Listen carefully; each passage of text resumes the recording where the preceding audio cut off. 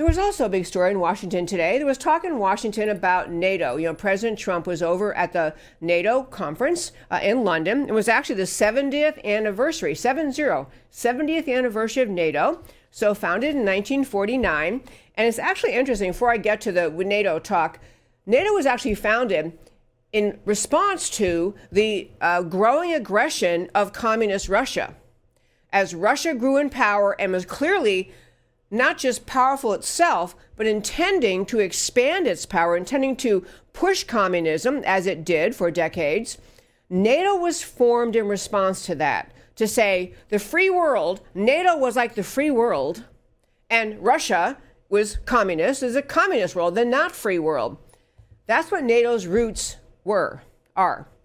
And what happened over the decades, as Russia, finally we had defeats of the communist Russians. We ultimately had the Cold War, and we had President Reagan come along and just, win the Cold War for all the reasons we talked about many times on this show. But eventually, communism was crippled.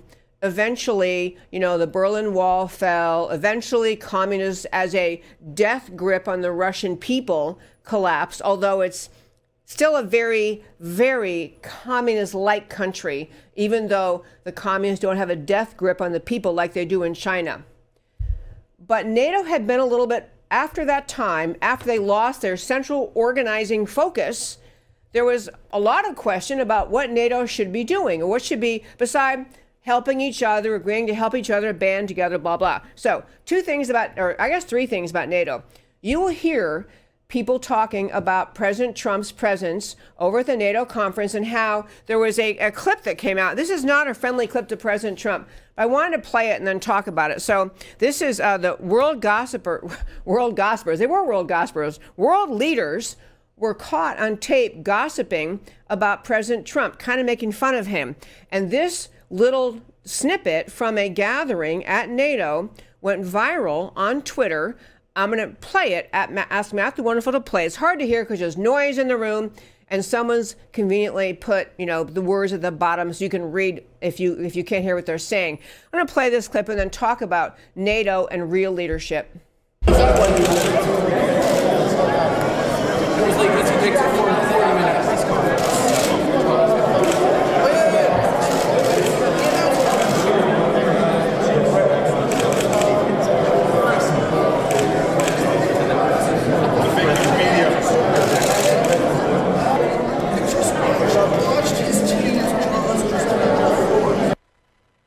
Okay, so that went viral. And, it was, people who are quasi-ish allies, of course, France's Macron and Canada's Trudeau. And so they're kind of making fun of President Trump. President Trump canceled a closing press conference, apparently in response to that video being released. And of course, the leftists on Twitter went wild, talking about how, Trump is embarrassing America. And look, these world leaders are making fun of him. They don't like him. They're diminishing, Trump is diminishing our role in the world. I want to set the record straight about that. Yeah, these goofballs were mocking him. And, it's a free world. They are allowed, they're leaders of countries. They can say what they want to say. But really think of the reason they were there in NATO. President Trump led the charge during his campaign and continuing now to say this is one of the ways in which America has been taken advantage of by other world powers. For decades, we Americans pay far more than our fair share. Other countries simply say, well, hey, if Americans are going to take care of us, why should we put our money in? Why do we have to do that? And they weren't paying. Well, everyone agreed, by the way, joining NATO, you're supposed to put in toward the NATO budget 2% of your GDP. So President Trump came along, candidate Trump, and then President Trump saying, come on, this is not, you're basically paying, we get this organization going, and you have us, America, pretty much paying all of it. So he started pressuring about that. So when he assumed office, when President Trump came to office, only 3 NATO countries of the 27, apart from us, so 3 others apart from us, were paying their 2% of GDP to the defense. So their 2% of their country's GDP was going to NATO. That was United Kingdom, Poland, and of all oddities, Estonia. So who knew? So President Trump came along and said, you know what, actually, it's not okay. Not okay. Everyone's got to pay their fair share. And the folks, this isn't just about money. It's about the idea of getting skin in the game, of how much do you vote for NATO to do? What do you want NATO's force to be there for?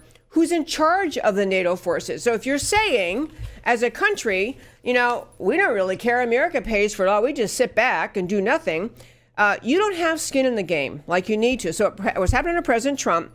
So he pushed that number. He pushed people, member countries of the 27 countries, to contribute to NATO. So now we're up from the 3 I mentioned, the U.S. and 3 others, UK, Poland, and Estonia.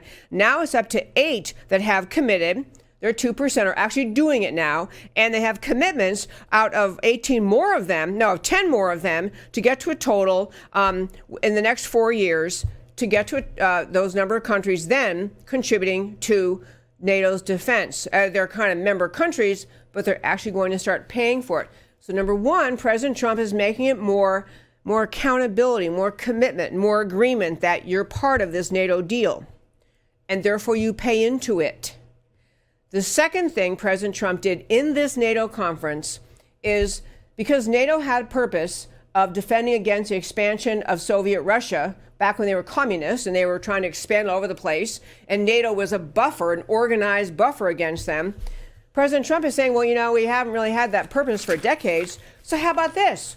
So he proposed refocusing or repurposing NATO to focus on the following things: fighting terrorism, keeping an eye on Syria, keeping Syria under control, developing cybersecurity planning together, and China. So in this room full of mockers and goofballs that were overheard at that little, obviously cocktail hour, and they think they're so funny and entertaining, President Trump is saying, let's get serious about this NATO. Number one, everyone should be paying in. And number two, let's have a reason for existing. Let's give ourselves some purpose and some mission. So he's saying refocus NATO's purpose on terrorism, Syria, cybersecurity, and most importantly, China. So this is, I want to ask you in closing a segment, who's really the world leader over there? I know that President Trump is going to get some mockery over canceling a press conference, and mockery because these, people, cocktail hour conversation guys were mocking Trump and making fun of his press conferences and his lengthy speeches at press conferences.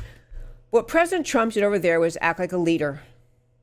He thought of a plan, a mission for NATO, introduced it, encouraged it. He brought substance to the NATO conference instead of cocktail hour chit-chat.